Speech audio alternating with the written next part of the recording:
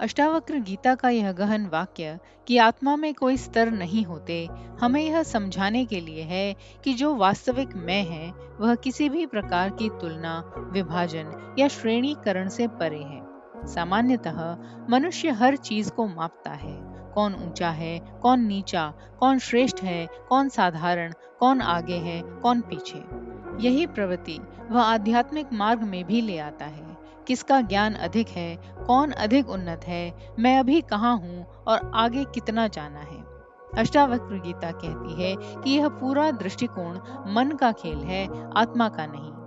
आत्मा का स्वभाव अद्वैत है। वह एकरस, पूर्ण और अविभाज्य है। उसमें कोई डिग्री या लेवल नहीं हो सकता, क्योंकि जो पूर्ण है उसमें बढ़ने या घटने का प्रश्न ही नहीं उठता। स्तर वही होते हैं जहाँ परिवर्तन हो, तुलना हो या विकास की प्रक्रिया हो, जैसे शरीर का विकास, ज्ञान का बढ़ना या कौशल का सीखना। लेकिन आत्मा इन सब से भिन्न है।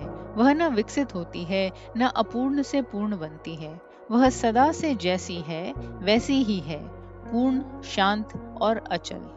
मन ही वह माध्यम है जो विभाजन करता है।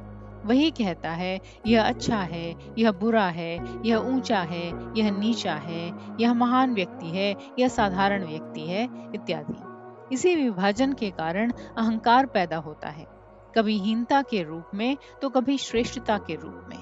लेकिन जब साक्षी भाव का बोध होता है, तब यह स्पष्ट दिखता है कि ये सभी विभाजन केवल विचारों में है, वास्तविकता में नहीं।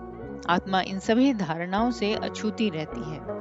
अष्टावक्र गीता का संकेत यह है कि जैसे ही साधक यह देख लेता है कि तुलना और स्तर बनाने की प्रवृत्ति मन की है, आत्मा की नहीं, उसी क्षण एक गहरी स्वतंत्रता का अनुभव होता है। अब उसे न स्वयं को ऊंचा सिद्ध करने की आवश्यकता रहती है, न किसी और से तुलना करने की। वह जैसा है वैसा ही पूर्ण है। यही समझ अहंकार को शांत कर देती है और भीतर एक सहज समता और शांति प्रकट होती है।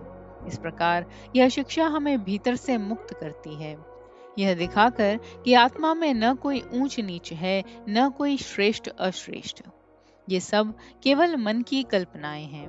जब यह स्पष्टता आ जाती है, तब जीवन में एक गहरी सरलता और स्वीकृति आ जाती है, जहाँ हर चीज को उसी रूप में स्वीकार किया जाता है जैसा वह है। यही अद्वैत का अनुभव है, जहाँ सब एक है और कोई विभाजन शेष नहीं रहता।